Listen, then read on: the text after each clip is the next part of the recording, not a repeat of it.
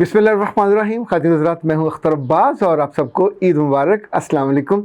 आज सुबह सुबह उठना भी बड़ा मुश्किल था और वक्त पे ईद पढ़ने के लिए जाना भी बड़ा मुश्किल था, क्योंकि आम तौर पे जब पूरा रमज़ान आप सहरी पे उठते हैं तो वो एक आदत बन जाती है, लेकिन सहरी के फ़ौरन बाद नींद से आंखें भरी होती हैं। आज चूँकि जल्दी हमने जाना था और नमाज ईद हमने मंसूरा में पढ़ी, वहाँ 6 बजे थी और सिराजुल हक साहब ने वहाँ ख़िताब फरमाया। बहुत से पुराने दोस्तों से मुलाकात हुई। उसके बाद चूँकि बच्चे भी साथ गए हुए थे और उन्होंने अपने इज़्ज़ा अकारब और दोस्तों से मिलना था, तो हम वहाँ से जल्दी निकल आए। आज का दिन बड़ा भरपूर गुजरेगा, लेकिन उससे पहले मैं आपको कल के दिन की मज़े की बात बताता हूँ। कल चूँकि आखिरी रोज़ा था, तो जब हम रात तरावी पढ़ के आए तो मेरी बेटी ने कहा, छोटी बेटी ने, कि बाबा अल्लाह को कैसे कहें कि सर हम खुश नहीं हैं और आज ईद का कोई इंतज़ाम फरमा दें। अब ज़ाहिर है बच्चे अपने तौर दिल में तो मेरे भी यही ख्याल था, लेकिन हम तो बड़े हैं, बहुत सी इस तरह की बातें नहीं कह सकते। बच्चे मासूम होते हैं, वो कह लेते हैं। पर एक तो ईद का इंतज़ार करना ही करना था, एक रोज़ा जो उस वक्त दिल नहीं आमादा था। चाहते थे कि चाँद नज़र आ जाए, पर वो चाँद आधा कच्चा आधा पक्का पूरी दुनिया में किसी को नज़र नहीं आया। बस वो पोपल जई साहब को नज़र आ गया और उन्होंने कच्चे चाँद पे पक्की ईद पढ़ा दी। ओके, दोपहर को मेरी अहलिया ने मुझे घेर लिया। उस वक्त हम दोनों बैठे हुए थे और मैं अपने मोबाइल में लगा हुआ था, तो उसने मोबाइल पकड़ के कहा कि पहले मुझसे एक बात सुन ले। मैं कहा जी फरमाइए। तो उन्होंने कहा आपने लोगों से कहा है कि अपनी बीवियों को ईदी दिया करें। तो मैंने कहा हाँ ज़ाहिर है कहा है। उसने कोई वीडियो सुन ली, तो उसने कहा मेरी ईदी के बारे में बताइए। तो मैंने उससे कहा कि तय तो है, आपको ईदी तो मिलती है। उन्होंने कहा नहीं, मुझे इस दफ़ा पहले से ज़्यादा चाहिए। तो मैं चुप हो गया। उसने फिर एक दफ़ा इसरार किया, फिर 2 दफ़ा इसरार किया और दूसरा कहा कि मैं ईद के बाद नहीं लेना चाहती, मुझे रात को 12 बजे ईदी चाहिए। तो ज़ाहिर उसने अपने कुछ चीज़ें सोची होंगी। तो खैर वो क्या कहते हैं, रद्द-ओ-क़दा के बाद मैंने हाँ कर दी कि मैं आपको। तो साथ ही मेरी बेटी ने आके कहा कि बाबा व्हाट अबाउट अस। तो मैंने कहा तुम्हारी तो ईदी तय है।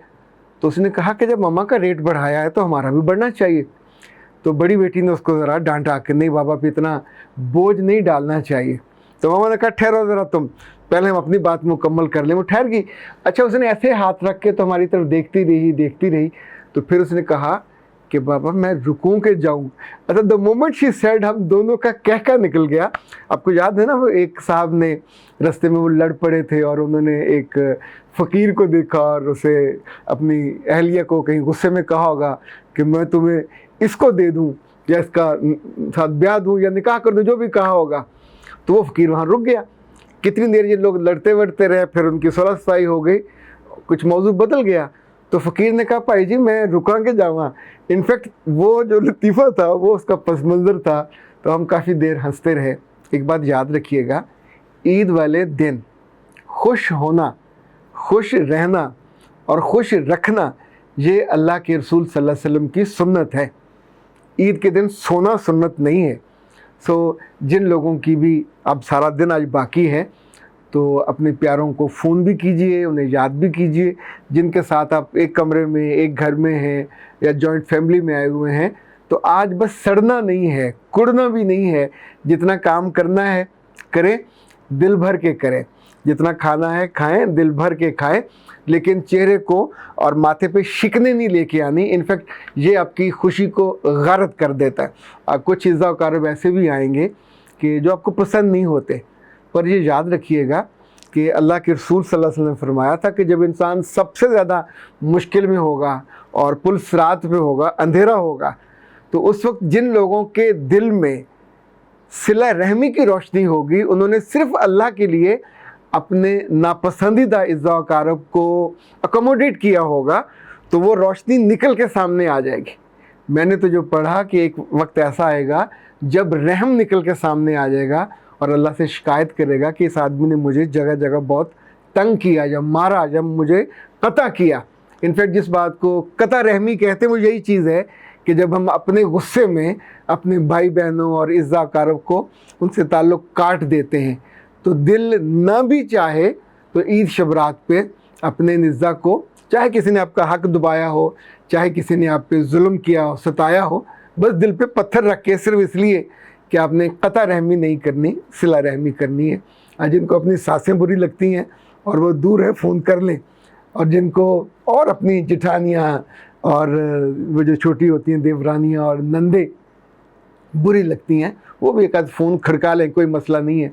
اور دوسرا ایک بات اور یاد رکھیے گا، آج دن میں جتنے مہمان آئیں تو خوش دلی سے خود بھی ان کو سرو کریں، اپنے بیٹے اور بیٹیوں کو سکھائیے کہ مہمانوں کے آنے پہ منہ نہیں بنانا، چاہے کسی کا ڈرامہ رکا، چاہے کسی کا نیٹ فلکس رکا، چاہے کسی کی گیم رکے، انہیں کہیں کہ یہ اللہ کی رحمت ہے۔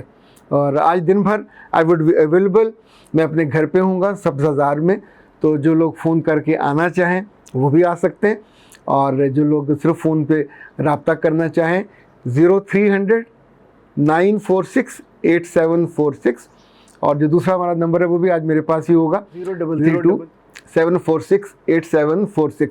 تو ان دونوں نمبروں پہ آج کوئی ٹائم کی بھی پابندی نہیں ہے، اپنے مسائل نہیں آج بیان کرنے، آج کوئی عید کی مبارک دیجیے، سلام دعا کیجیے، دعائیں دیجیے، محبت کا اظہار کیجیے، اٹس ایجنڈا تھوڑا یہ ہونا چاہیے۔ اچھا ایک بات اور، میرے پیارے رسول صلی اللہ علیہ وسلم کی ایک اور سنت ہے، وہ ہے عید والے دن خوش لباس ہونا، یعنی احادیث میں آتا ہے کہ عید والے دن وہ سرخ دھاریوں والی چادر لیتے تھے، یعنی زیب و زینت۔ تو آج جن لوگوں نے اچھے کپڑے پہنے ہوئے گھر آ کے اس کو اتار کے پھر سلیپنگ سوٹ مت پہن لیجیے۔ یہ جو میں نے سوٹ پہنا ہوا ہے یہ میری بیگم نے اور میرے بچوں نے چھپایا ہوا تھا، مجھے انہوں نے عید پہ 2 سوٹ سلوا کے دی، اور دونوں میں نے ایک پہلے عشرے میں پہن لیا، دوسرا دوسرے عشرے میں، اور پہن کے میں نے اس کی ریڑھ لگا دی۔ تو پھر انہوں نے خفیہ طور پہ یہ سلوایا، جب کل آیا سل کے تو میں نے دیکھ لیا، تو میں نے کہا کہ ٹرائی تو کرو، تو انہوں نے کہا نہیں سوال ہی پیدا نہیں ہوتا۔ تو آج پھر صبح یہ مجھے عطا ہوا۔ دیکھیں یہ بھی ایک محبت کی علامت ہے کہ میں چونکہ اپنے بارے میں بہت بودر نہیں کرتا، تو جو آپ سے سب سے زیادہ محبت کرنے والے لوگ ہوتے ہیں وہ اپنے طور پہ، مجھے صرف اس بیچ میں ایک آدھ سوٹ دینا پڑا اس کے لیے، سائز کے لیے، اور کپڑا خریدا بھی خود ان کی طرف سے گیا، کہاں سے لیا، کتنے کا لیا، کیسے لیا، آئی ڈیڈنٹ بادر، پر اندر سے تو بندہ خوش ہوتا ہے نا۔ یہ محبت کی انویسٹمنٹ ہوتی ہے، جب ان کو ضرورت ہوتی ہے تو اس وقت بھی میں خوش دلی سے اور پوری محبت کے ساتھ اپنے بچوں کے لیے، ان کے دوستوں کے لیے، اپنی بیوی کے لیے، ان کے عزا و کارب کے لیے، تو جب آپ کرتے ہیں تو پھر آپ کے لیے بھی یہ ہوتا رہتا ہے۔ میرا رب آپ کو بہت اچھی عیدیں دے، اور بہت اچھے محبت والے دعائیں دے، اور بہت خوش دلی سے اس دن کو، اچھا یاد رکھیے گا یہ دن الٹے سیدھے کام کرنے کا بالکل نہیں ہے۔ جو 30 دن آپ نے شیطان کو دور رکھا، تو یہ نہ ہو کہ شیطان صاحب آ کے جیب میں بیٹھے ہوں یا کندھے پہ آ کے بیٹھے ہوں اور آپ سے سارے الٹے سیدھے کام کروا رہے ہوں۔ آج کچھ کام بالکل سیدھے سیدھے کرنے ہیں۔ صبح آپ نے فطرانہ تو دے دیا تھا، لیکن یہ فطرانہ حدیث کے مطابق نماز سے پہلے ہے، بعد میں نہیں ہے۔ بعد میں فطرانہ نہیں شمار ہوگا، وہ آپ کی چیریٹی شمار ہوگی، اور وہ بھی کسی ڈیزرونگ، کسی مدرسے کو، کسی مسجد کو فطرانہ نہیں دیا جا سکتا، کسی زندہ انسان کو، آپ کے گھر کی کام والی مائی کو، تاکہ ان کو بھی تھوڑی فیلنگ ہو، جاتے جاتے رستے میں آپ کسی کو دے سکتے ہیں۔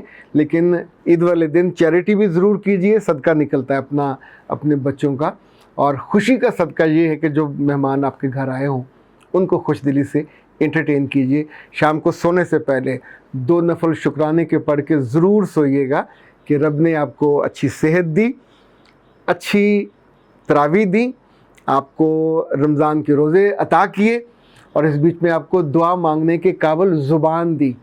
کہیں زبان بند ہوتی، کہیں جسم معذور ہوتا، کہیں بیمار بن کے پڑے ہوتے، ہلنے جلنے کے قابل نہ ہوتے، تو آنکھوں میں سوائے آنسوؤں کے اور کچھ نہ ہوتا کہ آپ چاہنے کے باوصف نہ روزہ رکھ سکتے، نہ تراویح پڑھ سکتے، نہ تلاوت کر سکتے۔ سو شکر تو بنتا ہے۔